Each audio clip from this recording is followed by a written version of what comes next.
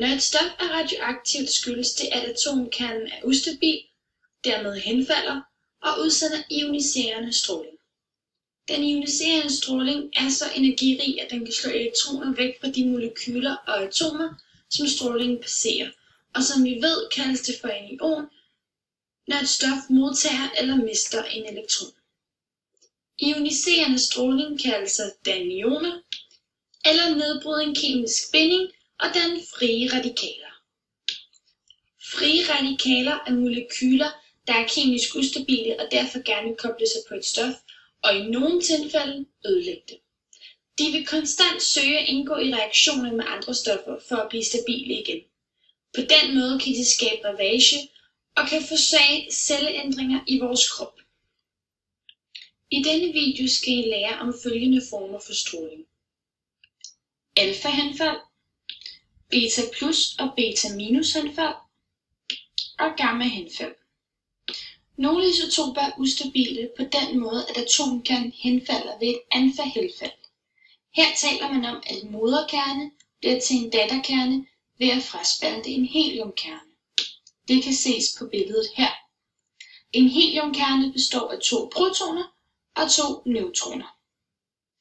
Et eksempel på alfa-henfald kan være plutonium, der henfalder til uran.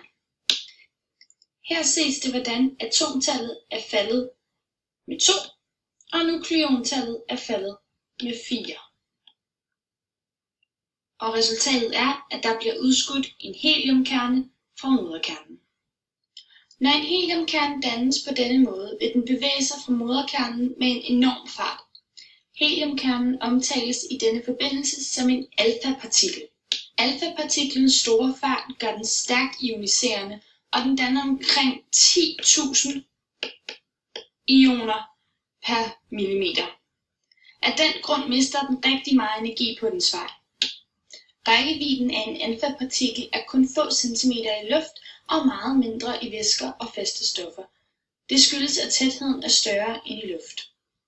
Det er generelt kun meget tunge atomkerner, der er ustabile på den måde, at de foretager alfa-henfald.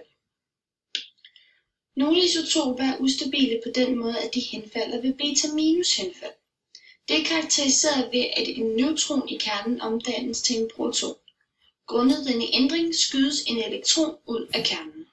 Et eksempel på et beta-minus-henfald kunne være radium, der henfalder til actinium.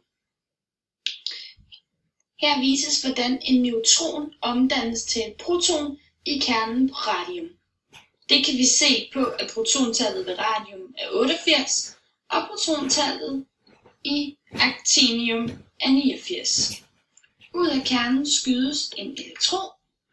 Her vises den negative ladning på -1. Elektronen omtales i dette tilfælde som en beta-minus-partikel.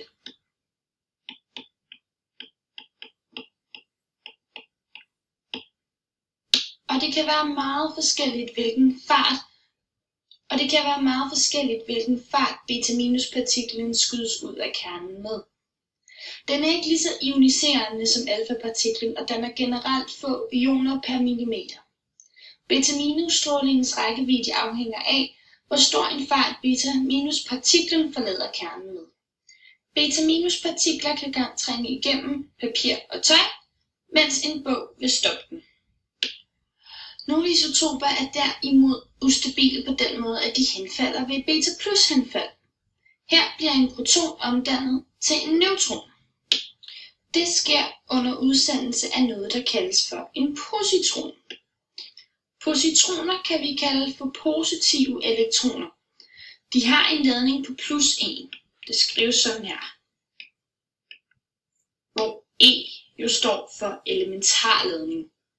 Det vil sige, at den har den samme ladning som en proton, men vejer og fylder det samme som en elektron.